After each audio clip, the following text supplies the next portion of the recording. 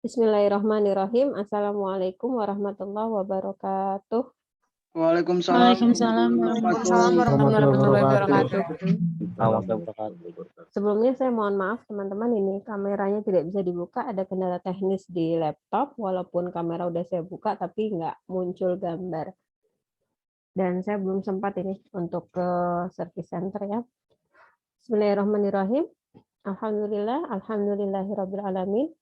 Wa bihi nasta'in ala umuri dunya waddin.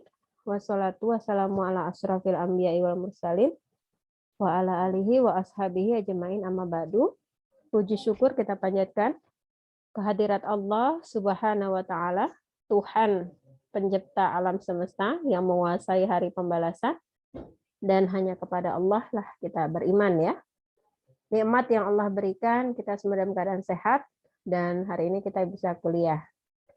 Salawat dan salam tetap terhaturkan pada Nabi kita Muhammad SAW, Nabi akhir zaman, yang risalahnya telah membawa kita kepada zaman yang penuh dengan sains, teknologi, dan ilmu pengetahuan, seperti yang kita rasakan saat ini. Teman-teman yang saya banggakan dan saya cintai, marilah kita buka perkuliahan kita pada malam hari ini dengan bersama-sama mengucapkan lafaz basmalah. Bismillahirrahmanirrahim. Teman-teman, hari ini kita akan membahas tentang bagaimana menguasai ini ya, karya tulis atau penulisan di media massa. Bagaimana pertemuan kita pertama kali kuliah, ini adalah sarana untuk bisa mempublikasikan tulisan kita semua di media massa. Kenapa begitu? Sebagaimana pesan Nabi ya, agar kita mencatat setiap perbuatan kita dan mengingatnya. Dan itu juga ada dalam Al-Quran ya, surat Al-Baqarah. Agar kita mencatat setiap perbuatan dalam muamalah. Mencatat ini saya pikir penting ya, karena dalam perkembangan sejarah banyak tokoh-tokoh besar yang namanya terus dikenang hingga hari ini karena karya tulisnya. Sedangkan banyak pemimpin hebat yang namanya itu bahkan bisa jadi tidak dikenal karena dia tidak menulis gitu. Jadi kemudian sejarahnya menjadi hilang. Untuk itu saya mengajak kita semua, Anda, untuk menulis. Saya izin share screen dulu ya. Ini adalah landasan teologis dari Al-Quran. Kenapa kita penting untuk menulis ya? Di sini kita terlihat sekali tentang membaca dan menulis. Teman-teman yang saya banggakan ya, yang dirahmati oleh Allah Subhanahu wa taala. Sebagaimana ayat yang pertama kali turun ya, Iqra bismi rabbikal ladzi khalaq. Khalaqal insana min 'alaq. Iqra wa rabbukal akram. Alladzi 'allama bil qalam. Ya, jadi bacalah dengan nama Tuhanmu. Karena Allah lah yang menciptakan manusia dari segumpal darah. Bacalah, dan Tuhanmu Maha Pemurah yang mengajarkan manusia dengan perantara kalam, ya, dengan perantara tinta. Nah, maksud dari ayat ini adalah kita tidak boleh gampang terprovokasi oleh omongan orang lain atau hoax, gitu kan? Dan kita diperintahkan untuk membaca supaya kita mengetahui pengetahuan itu dengan sangat luas. Dan nanti juga menuntun, ya. Bagaimana kita bisa menuntun pengetahuan itu adalah dengan berguru pada alim ulama ya. Jadi kayak hari ini kita belajar, ini adalah mekanisme atau cara kita untuk mendapatkan ilmu. Teman-teman, selain perintah membaca, dalam Al-Quran juga ada perintah untuk menulis. Kenapa menulis penting? Karena ternyata yang tadi saya sudah ungkapkan, menulis itu selain perintah agama, juga untuk mencatatkan sejarah. Saya pikir tujuan Al-Quran dibukukan itu adalah untuk mencatat semua rekaman sejarah itu supaya tidak hilang, dan agar perintah dan ini ya, perintah Allah Subhanahu wa taala itu benar-benar bisa dijalankan oleh umat manusia sampai akhir zaman. Kita mungkin tidak akan bisa membayangkan kalau Al-Quran itu tidak dibukukan. Mungkin kita tidak akan pernah tahu bagaimana kisah dari Al-Quran, kisah dari para sahabat, dan lain sebagainya. Kenapa ini jadi kecil? Oke. Nah, teman-teman, perintah untuk menulis itu ada dalam surat Ar-Rahman ayat 4, ya, yang tentang menanamkan pemikiran kritis kepada manusia. Kemudian ada juga dalam surat Al-Baqarah ayat 282. Jadi tulislah ya, hendaklah setiap di antara kalian itu menjadi penulis dan menuliskan kegiatan muamalah. Sekali lagi menulis itu penting dan itu terintegrasi dalam kehidupan sosial Nabi Muhammad SAW. Teman-teman yang saya banggakan dan saya cintai, perbuatan Nabi Muhammad SAW ketika tiba di kota Madinah, yang pertama kali dilakukan oleh Nabi adalah menulis kesepakatan konstitusi untuk semua warga negara yang berisikan jaminan atas keamanan dan kemerdekaan beragama. Jadi, pertama kali Nabi tiba ke kota Madinah, Nabi membuat perjanjian Piagam Madinah. Dan Piagam Madinah itu dituliskan oleh Nabi sebagai kesepakatan bersama seluruh umat manusia, seluruh warga negara yang ada di Madinah. Piagam Madinah juga menyusun aturan tentang sistem pajak, zakat, dan mekanisme penyelesaian konflik antar suku. Kita tahu zaman dulu itu konflik antar suku sangat tinggi. Jadi sekali lagi yang dilakukan oleh Nabi mula-mula ketika sampai di Madinah adalah menyusun atau menuliskan kesepakatan yang disebut sebagai Piagam Madinah. Teman-teman, ini ada azan sebentar, kita stop sebentar ya, sambil teman-teman mempersiapkan kalau misalnya ada pertanyaan. Baik, Bu.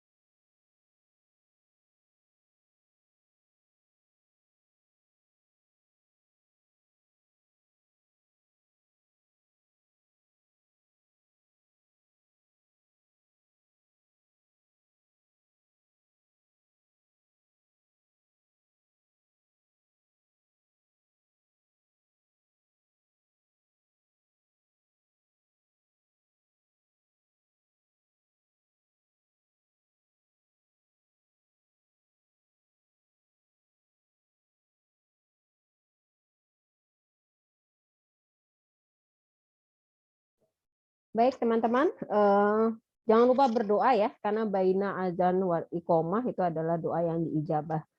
Doa antara azan dan qomat itu adalah doa termasuk ruang atau tempat doa-doa yang diijabah. Jadi segerakanlah untuk berdoa. Ya, kita lanjutkan. Dari sini ada yang ingin ditanyakan nggak? Kalau tidak ada, saya mulai kepada contoh. Ya, tadi saya di e-learning itu sudah menjelaskan kalau kita mau menulis, yang pertama kali harus kita persiapkan adalah ide. Dan saya yakin teman-teman semua pasti punya ide, ya kan? Tinggal bagaimana mengembangkan ide itu supaya menjadi sebuah tulisan. Jadi yang pertama kita harus punya ide. Yang kedua kita punya alur. Kira-kira nanti nulisnya bagaimana ya? Prosesnya seperti apa ya? Habis ini kita mau ngapain sih? Kira-kira begitu. Jadi seperti Anda mau memasak sayur asem. Idenya adalah bikin sayur asem, ya. Kemudian alurnya, oke, kalau membuat sayur asem itu harus ada apa sih? Oh, ada ada apa kalau bikin sayur asem? Ada kacang panjang, ada jagung, ada apa lagi? Labu siam, misalnya begitu. Ada pepaya, ada daun tangkil, ada melinjo, ada asam jawa misalnya begitu. Nah, itu adalah salah satu bahan yang harus dipersiapkan untuk membuat sayur asem. Lalu alurnya tuh gimana ya cara bikinnya? Oh, saya ke pasar dulu nih beli bahan-bahannya, atau saya ke warung dulu beli bahan-bahannya. Bisa sih ke pasar yang jalannya lurus atau jalannya seperti rumus Pitagoras, jadi potong jalan. Mau jalan yang mana? Saya mau ngambil yang jalan Pitagoras. Berarti kita sudah punya alur, mau bikin sayur asem, pertamanya ke jalan dulu, tapi jalan yang cepat, potong jalan. Lalu di pasar memilih bahan yang berkualitas, lalu dibawa pulang ke rumah, lalu dimasak. Gimana cara masaknya? Cuci bersih, lalu bumbu-bumbu disiapkan, dan lain sebagainya, dan sebagainya. Kira-kira begitu. Nah, ketika Anda mau menulis, oke, idenya sudah ada nih. Kemudian alurnya sudah kelihatan. Oh, nanti saya di bagian paragraf awal akan nulis ini nih. Paragraf kedua akan ini, paragraf ketiga akan ini. Nah, itu adalah seperti alur. Nah, saya ingin memberikan contoh ini ya kepada teman-teman. Kira-kira kalau mau menulis itu prosesnya seperti apa?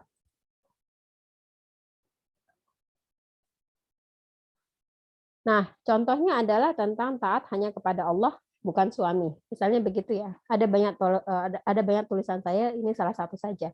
Karena ini terkait dengan ayat-ayat Al-Qur'an. Dan tentu saja pelajaran kita hari ini tentang Al-Qur'an ya. Karena konteksnya pada saat itu adalah Idul Fitri, maka saya akan masuk kepada Idul Fitri, lalu dikaitkan mundur sedikit dengan Ramadan. Kenapa satu paragraf itu membahas tentang situasi yang up to date? Itu penting untuk mengkontekskan dengan suasana dari tulisan kita. Jadi yang pertama kita ngomong nih soal Idul Fitri. Apain sih Idul Fitri itu? Oh, Idul Fitri itu maaf-maafan loh. Oh, kalau maaf-maafan harusnya nggak ada kekerasan ya. Nggak ada kekerasan dalam rumah tangga. Kan sudah maaf-maafan, kira-kira begitu. Nah, kemudian Ramadan selama 1 bulan itu adalah cara untuk kita latihan. Latihan apa sih? Latihan supaya nggak marah-marah, latihan supaya nggak ada kekerasan dalam rumah tangga. Jadi 11 bulan kemudian itu adalah prakteknya.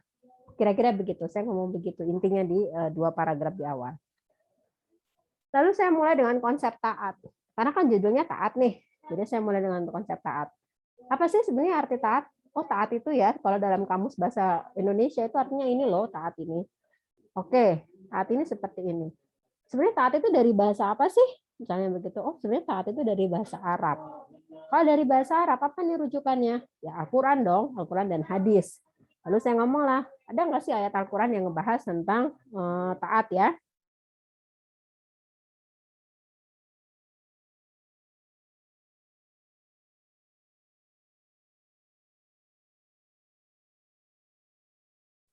Nah, apa namanya? Taat tadi gitu kan, ada dalam Al-Quran dan ada dalam hadis gitu. Nah, udah saya menjelaskan tentang ini, lalu saya masuk lagi. Kalau sebenarnya taat itu ada dalam Al-Quran dan hadis gitu, apa sih yang dekat dengan taat? Yang dekat dengan taat itu adalah tauhid. Kenapa? Karena nilai-nilai ketaatan itu pasti dekat dengan nilai-nilai keesaan Allah atau tauhid. Nggak ada tuh yang namanya perintah taat itu nggak sejajar dengan tauhid, atau tauhid nggak ada yang sejajar dengan taat. Karena pasti taat itu adalah sebuah ketundukan. Dan tunduk itu sama siapa sih? Kan sama Tuhan ya, sama Khalik. Lalu saya ngomonglah soal tauhid ini. Tauhid, mulailah saya mengutip pendapat. Yang saya kutip adalah Said Qutb. Said Qutb ini seorang ulama, dia ngomong apa sih soal tauhid. Nah, selain Said Qutb gitu ya, saya juga mulai lagi kepada konteks hari ini. Hari ini orang itu mereduksi makna taat. Taat itu seolah-olah didekatkan kepada manusia. Dalam hal ini adalah suami, begitu. Mulailah ini ya situasi di saat ini ya. Tadi kan udah terkait dengan kekerasan dalam rumah tangga. Kenapa kekerasan itu bisa terjadi? Salah satunya karena orang itu menundukkan pasangannya atas nama taat. Jadi istri harus taatnya sama suami, kalau enggak nanti masuk neraka misalnya begitu. Kan kita sering ya mendengar ceramah yang sifatnya peyoratif atau merendahkan perempuan. Jadi kemudian ini masuk kepada taat yang direduksi. Padahal kata Buya Hamka, orang yang taat kepada orang lain atau bukan kepada Allah, maka dia musyrik. Perbuatan syirik. Begitu, ini pendapat dari Buya Hamka.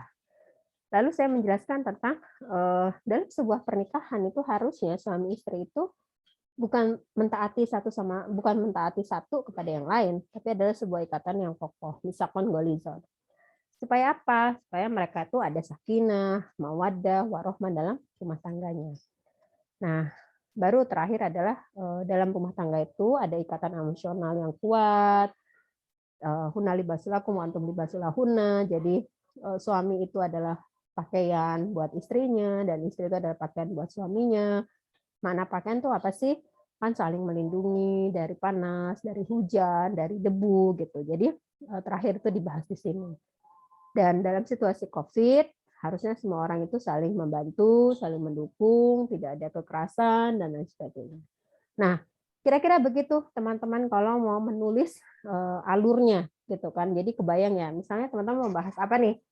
Membahas surat Sajdah ya. Misalnya surat Sajdah itu kan ada yang tentang penciptaan langit, bumi, gunung, tumbuh-tumbuhan, manusia, bahkan hewan melata.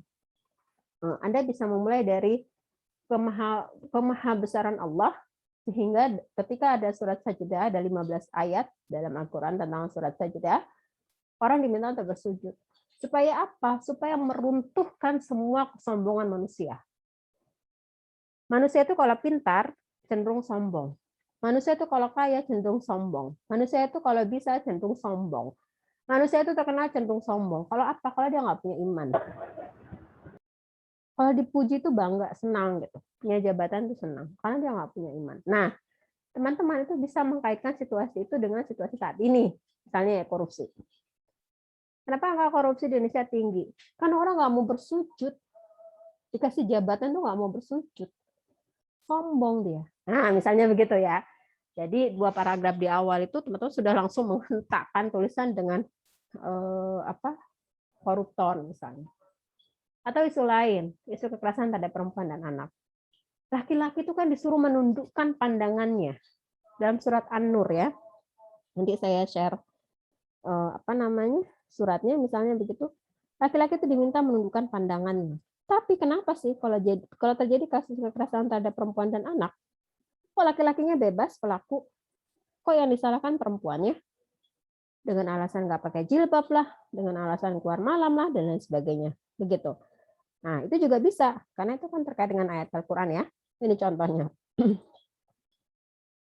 Saya share. Nah, ini dalam surat An-Nur ayat 30. Kullil mu'minina yaghuduna min absarihim wa yahfazuna furujahum.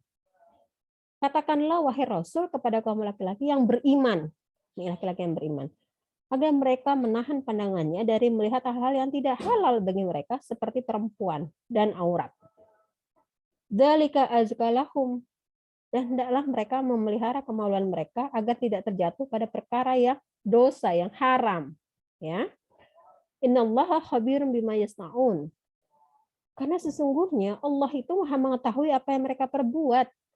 Tidak ada sesuatu pun dari yang tersembunyi darinya, gitu kan? Dan Allah itu Maha memiliki balasan di yaumul akhir. Jadi apa yang kita lakukan hari ini itu sebenarnya Allah itu tahu. Kemudian nanti dalam surat Yasin kan al-yauma nahtimu ala afwahihim wa tukallimuna aydihim wa tashhadu arjuluhum bima kanu yaksibun kan? Bahwa segala perbuatan manusia itu akan diminta pertanggungjawabannya di yaumil akhir gitu. Nah, misalnya dari satu ayat ini, teman-teman bisa mulai dari kenapa sih kasus kekerasan terhadap perempuan itu tinggi? Padahal kan yang diminta untuk menundukkan pandangan itu laki-laki. Tapi kenapa yang laki-laki itu malah, cewek godain kita dong, cewek mau kemana? Assalamualaikum, gitu-gitulah ya. Jadi ada bahasa-bahasa verbal yang sebenarnya melecehkan, merendahkan gitu. Oh, ini semua orang melakukan ini karena tadi gitu. Apa? Ya dia tidak menundukkan pandangan dan kemudian dia tidak beriman. Padahal dalam surat Sajdah itu manusia itu disuruh beriman kepada Allah, sujud. Gitu. Nah, itu juga bisa dikaitkan dengan 2 ayat gitu. Jadi sebenarnya ada 2 tema yang nampaknya berbeda, tetapi saya yakin di tangan Anda semua itu menjadi bahasan yang menarik dan bisa menjadi satu tulisan yang utuh. Begitu teman-teman, sebagai pengantar dari saya, selanjutnya saya persilakan kepada teman-teman semua untuk memberikan tanggapan, pertanyaan, saya persilakan.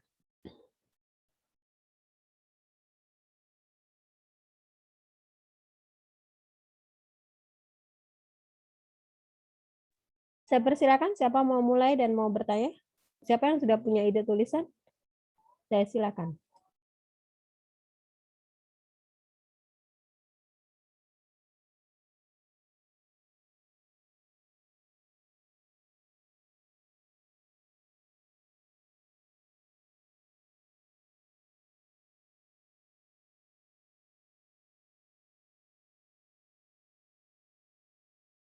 kita sebenarnya ada banyak ya, ada 27 orang, tetapi ini baru ada 15 yang ada di Zoom. Nggak tahu nih yang lain kemana. Saya absen dulu ya di absen kampus. Risma Tri Latifa ada? Risma? Nggak ada. Safna? Nggak ada. Muhammad Ridwan? Nggak ada. Umi ada. Hisham? Hisham ada? Hisham nggak ada. Alvina? Nggak ada. Chris Moko ada. Alma? Alma ada? Nggak ada. Hairudin Ikhwan? Hairudin? Nggak ada. Eka? Hadir Bu. Siapa yang hadir ini? Eka Bu. Eka Juniarsyah. Ya Bu, Juniarsa Bu. Oke. Rizky Oke. Utami? Rizky? Rizky nggak ada. Novia? Hadir Bu. Novi ada ya? Ada Bu. Harum? Harum ada? Hadir, Bu. Oke, Dea. Dea ada ya, Dea? Retno ada nggak, Retno? Hadir Bu. Oke. Nurhaliza? Nur ada? Nur nggak ada ya? Koiria? Hadir, Bu. Maya? Hadir, Bu. Mugi? Hadir Bu. Nur Fauzia? Hadir Ibu. Muhammad Jumaidi? Hadir Bu. Muhammad Syamsir Batubara? Muhammad Syamsir Batubara nggak hadir? Elang? Hadir Bu. Putri? Laila? Hadir Bu. Bima? Bima Satria? Bima nggak ada ya? Zaid? Zaid Hanafi? Nggak ada? Nggak ada ya Zaid ya? Muhammad Afif? Ada nggak Muhammad Afif? Hadir Bu. Muhammad Hadir. Afif ada? Hadir. Oke, baik. Ini yang nggak hadir banyak sekali malam ini. Pada kemana kah?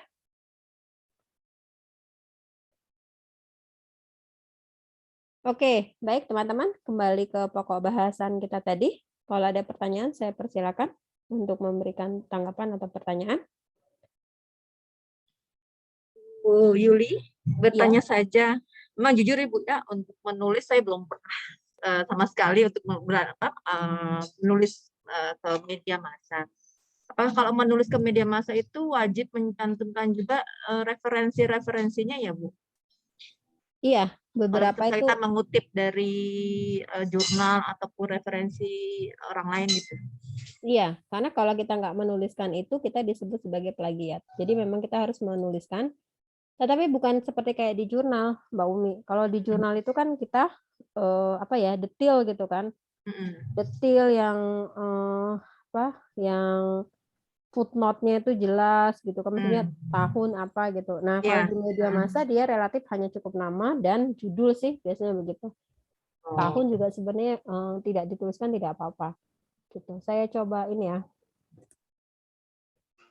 Contoh tulisan saya yang lain di media Indonesia. Ada juga sih yang di Kompas, ini yang di media Indonesia aja dulu. Sebentar. Ya, ini ada. Saya share.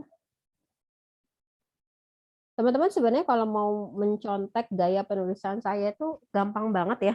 Teman-teman tinggal cari di sosial media, ketik nama saya, nanti akan muncul sih. Akan muncul, jadi teman-teman bisa lihat modelnya, terus tinggal ini aja.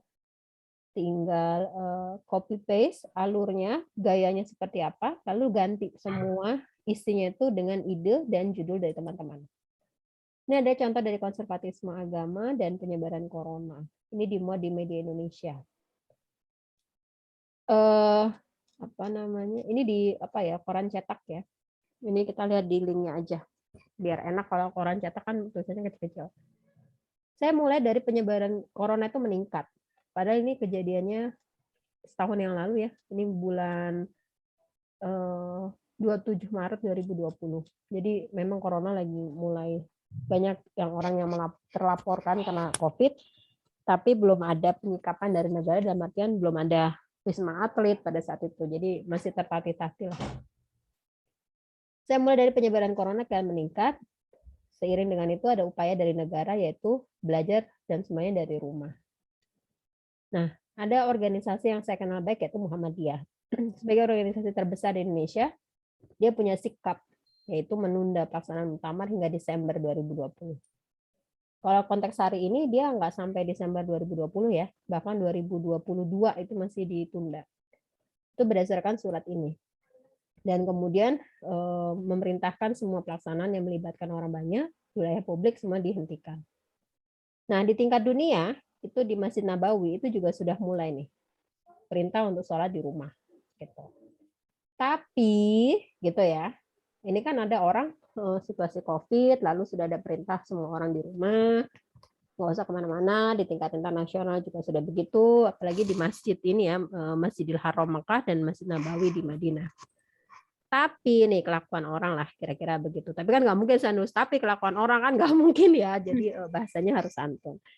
Tetapi di sisi lain ya, walaupun batal itu sebenarnya ada upaya untuk mengumpulkan 8.000 orang. Gitu. Itu terjadi di umat muslim. Nah, itu juga terjadi loh di keuskupan Kristen di NTT. Ini nggak dibatalin ini. Gitu. Jadi corona nggak digubris. Surat gugus tugas percepatan penanganan corona itu nggak digubris. Artinya pelaksanaan ini tetap dijalankan. Lalu di Klaten itu ada juga peringatan Nyepi, gitu. Dan peringatan Isra Mi'raj juga ada nih di daerah Karawang. Ini kisah nyata. Orang itu masih berkumpul, ya. Nah, padahal ada perintah nih dari presiden untuk semua tuh udahlah dari rumah aja. Lalu gimana sih dengan situasi saat ini? Melanggar HAM nggak kira-kira? Ada orang mau ibadah, merayakan, tapi kemudian nggak boleh sama negara. Gitu. Lalu mulailah dengan otoritas yang konservatif. Umat itu kan cenderung ngikutin apa kata ulamanya ya, kira-kira kan begitu. Kalau ulamanya nyuruh ngumpul, pendeta nyuruh ngumpul, biksunya suruh ngumpul, umat kan pasti ngikut. Nah, gimana sih peran tokoh agama? Nah ini kira-kira, di bagian ini saya ngomong. Lalu ada kebebasan berkeyakinan beragama di tingkat internasional. Tapi sebenarnya kebebasan beragama itu bisa dibatasi pada situasi tertentu. Yakni ketika dalam situasi konflik, dalam situasi bencana, dalam situasi wabah. Nah, COVID ini termasuk dalam situasi wabah. Jadi sebenarnya bisa dibatasi. Lalu mulailah dengan perdebatan ya. Di Indonesia itu seperti apa sih gitu kan. Nah, ini data corona. Ya kan?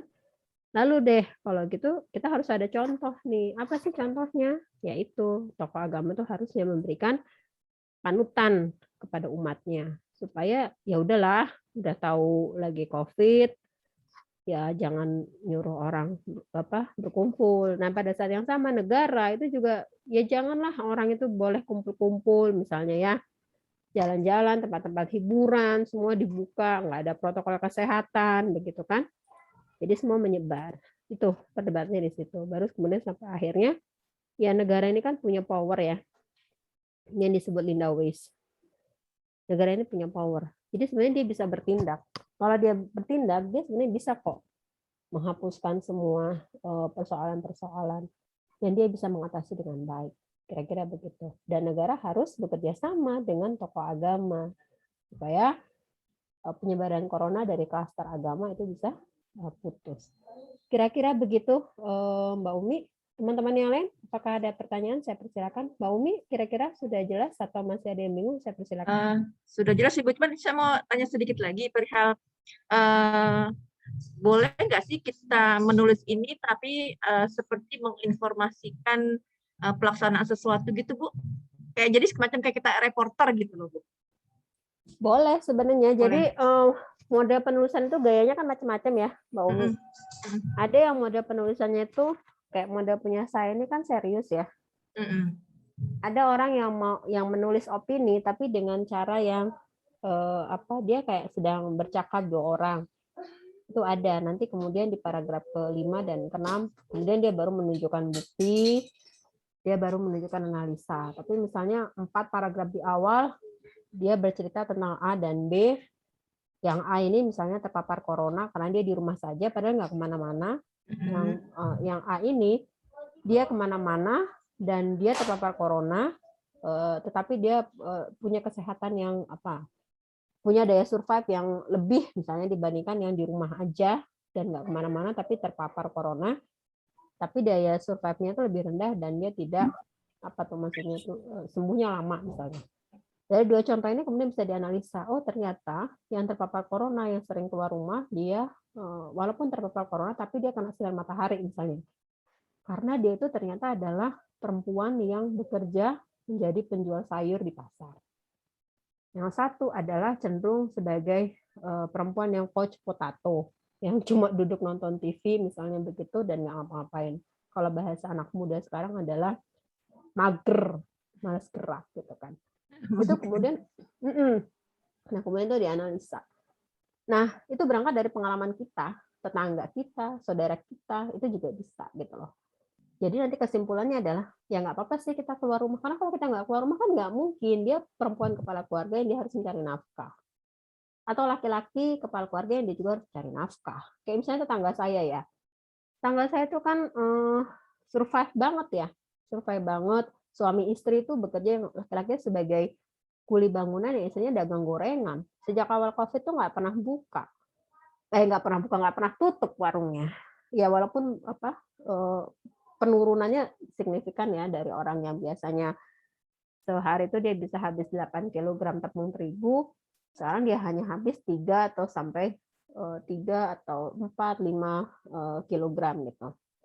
Ya udah itu bisa dijadikan cerita gitu. Dibandingkan dengan orang yang hanya di rumah saja, dia nggak beraktivitas, dia nggak jemur badan misalnya begitu. Nah, tingkat daya resisten terhadap penyakit itu mungkin beda.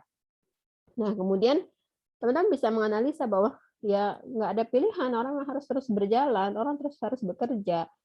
Karena sakit ini itu bukan lagi kepada orang yang bekerja, ternyata orang yang di rumah juga bisa kena sakit loh. Gitu loh. Jadi betapa virus ini sangat sangat galak, sangat jahat gitu kan. Jadi kita nggak bisa memberikan stereotype kepada orang atau pelabelan negatif bahwa COVID ini adalah penyakit kutukan misalnya begitu, nggak bisa gitu loh. Ini buktinya orang di rumah aja nggak kemana-mana, dia bisa kena gitu kan. Yang bekerja juga dia bisa kena, tapi dia lebih cepat sembuhnya. Nah kayak gitu-gitu juga bisa Mbak Umi. Jadi sebenarnya menurut itu sesuatu yang menurut kita kalau orang nggak baca tulisan saya, informasi ini nggak akan sampai kepada dunia. Maka saya harus menyuarakan isu ini. Gitu. Dan buatlah tulisan semenarik mungkin yang kemudian ketika orang baca, oh iya ya, oh gitu ya, emang benar. Nah gitu loh. Jadi kayak, oh iya ya, emang benar ya. Taat itu hanya kepada Allah.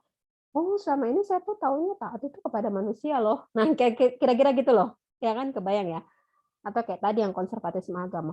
Oh ternyata tokoh agama itu bisa ya nggak diikuti perintahnya ya.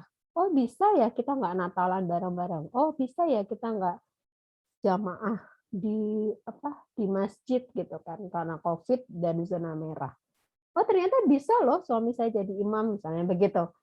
Kenapa sih selama ini dia nggak jadi imam? Oh karena kita soalnya di masjid terus gitu. Jadi ambil hikmahnya. Jadi sejak COVID ini kemudian keluarga menjadi dekat, sholat jamaah menjadi rutin kayak gitu itu juga bisa sih Mbak Umi dan teman-teman semua.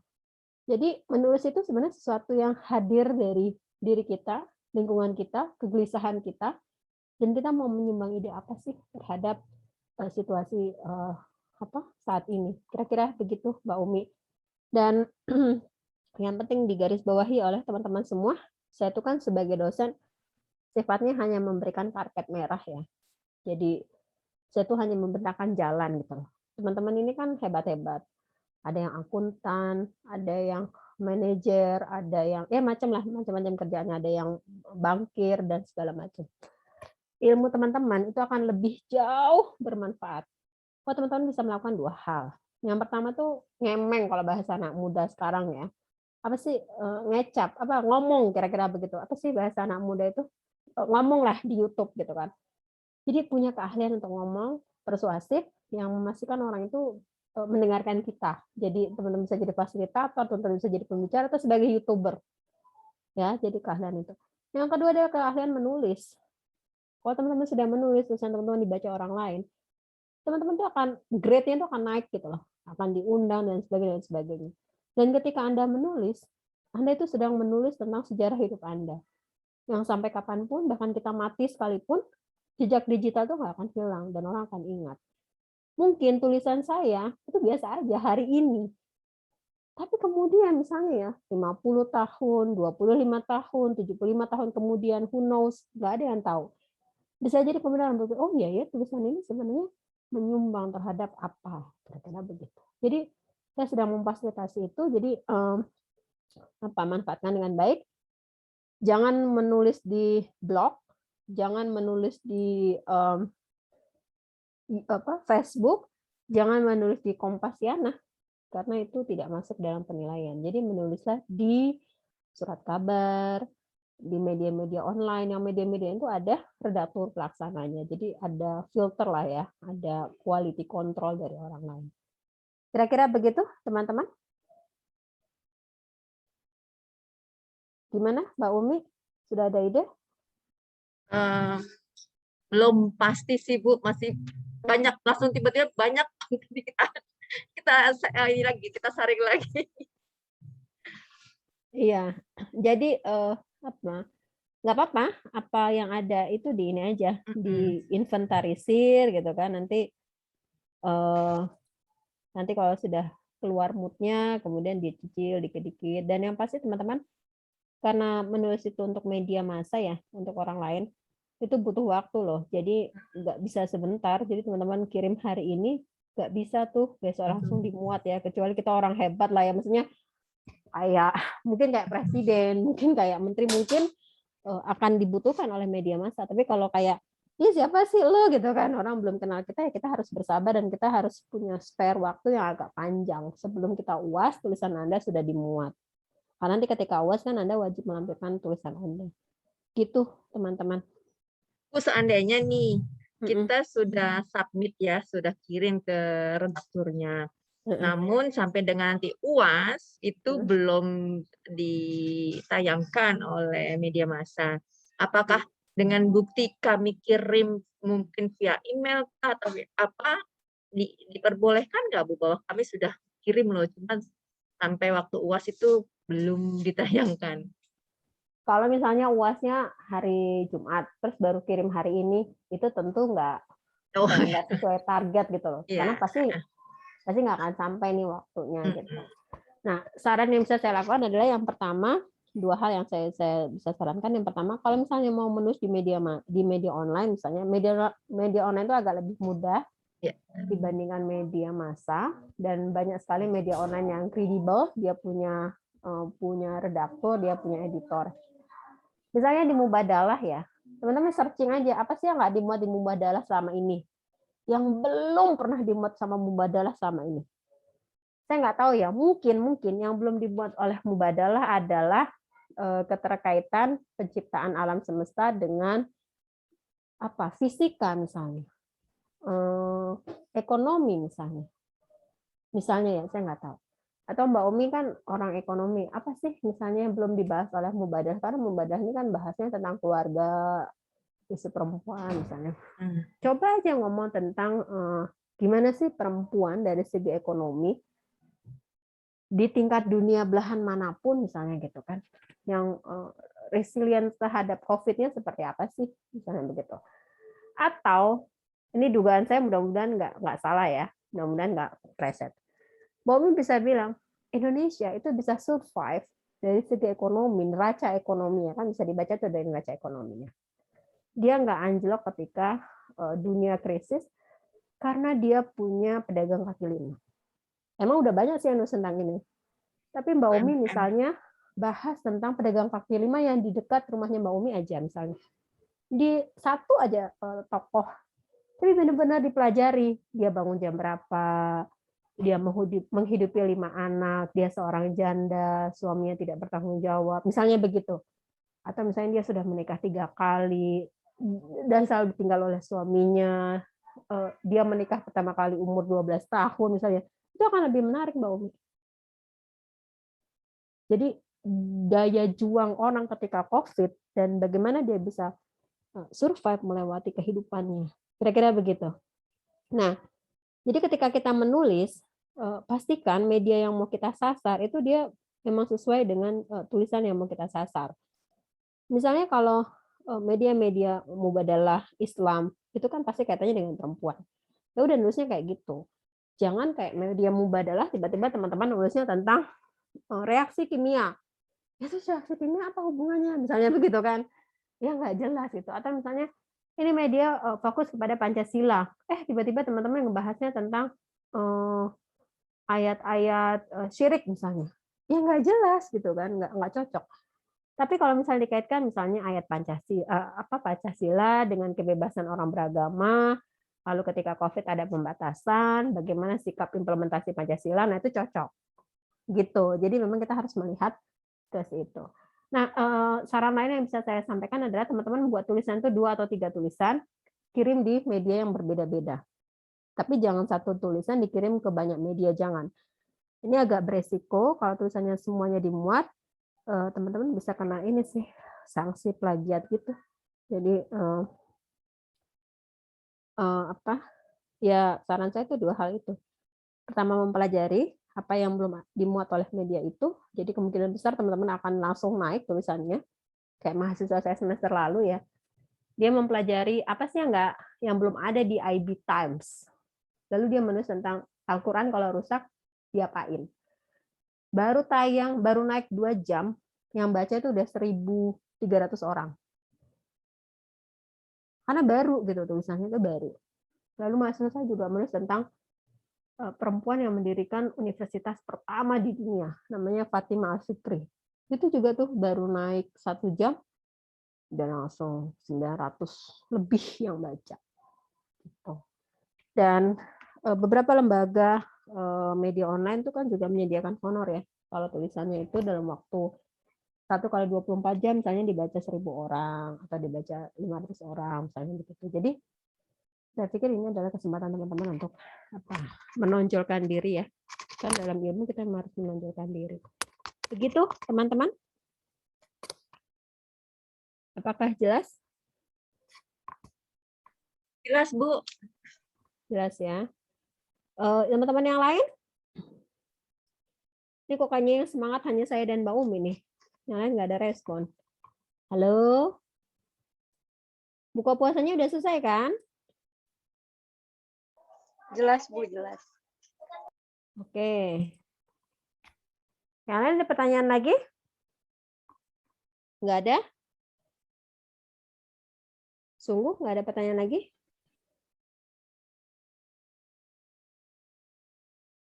Oke, kalau nggak ada pertanyaan lagi, kita tutup ya kuliah ini dengan bersama-sama mengucapkan lafaz hamdalah. Alhamdulillah. Alhamdulillahirobbilalamin. Teman-teman, ini unik dan lucu. Unik dan lucu. Ini pas di awal dan ditutup ada suaranya, di tengah-tengah nggak ada suaranya. Aduh ya Allah, kalian ini lucu sekali sih. Baik teman-teman, terima kasih banyak. Tetap jaga kesehatan, tetap jaga protokol kesehatan. Kalau nggak penting nggak usah keluar rumah. Kalaupun harus keluar rumah, tetap jaga protokol kesehatan ya. Tadi saya keluar sebentar aja kok langsung demam, langsung. Ini saya pakai masker ini di rumah. Langsung paranoid gitu. Padahal keluarnya juga sebentar, hanya sekitar 2 jam lah ya, karena urusan penting gitu. Dan harus saya yang menangani. Itu aja udah rasanya itu udah panas dingin, udah langsung minum obat gitu ya. Jadi memang situasi ini membuat kita takut, banyak orang yang kita kenal kemudian kena sakit. Jadi mari sama-sama kita berdoa supaya kita semua sehat dan dalam lindungan Allah Subhanahu wa taala. Amin amin rabbal alamin. Ala hadzal niyat wa kulli amalin shalih. Al-Fatihah. A'udzubillahiminasyaitonirrajim. Bismillahirrahmanirrahim. Alhamdulillahirabbil alamin, arrahmanirrahim, maliki yaumiddin. Iyyaka na'budu wa iyyaka nasta'in. Ihdinas siratal mustaqim, siratal ladzina an'amta 'alaihim ghairil maghdubi 'alaihim waladdallin. Amin. Allahumma inni salamatan fid din wa afiyatan fil jasad wa ziyadatan fil ilmi wa barakatan fil rizqi wa taubatan qablal maut wa rahmatan indal maut wa maghfiratan ba'dal maut. Allahumma hawin alaina fi syakaratil maut wan najata minan nar wa afa indal hisab. Amin amin rabbal alamin. Rabbana atina fid dunya hasanah wa fil akhirati hasanah wa qina azabannar. Alhamdulillahirabbil alamin. Terima kasih banyak teman-teman. Saya sudahi ya. Wassalamualaikum warahmatullahi wabarakatuh. Waalaikumsalam warahmatullahi wabarakatuh. Terima kasih Ibu, jaga kesehatan, semoga lekas sehat. Amin, amin. Makasih banyak Mbak Umi. Saya tutup Zoom-nya ya, Mbak Umi dan teman-teman semua ya. Ya, baik. Assalamualaikum.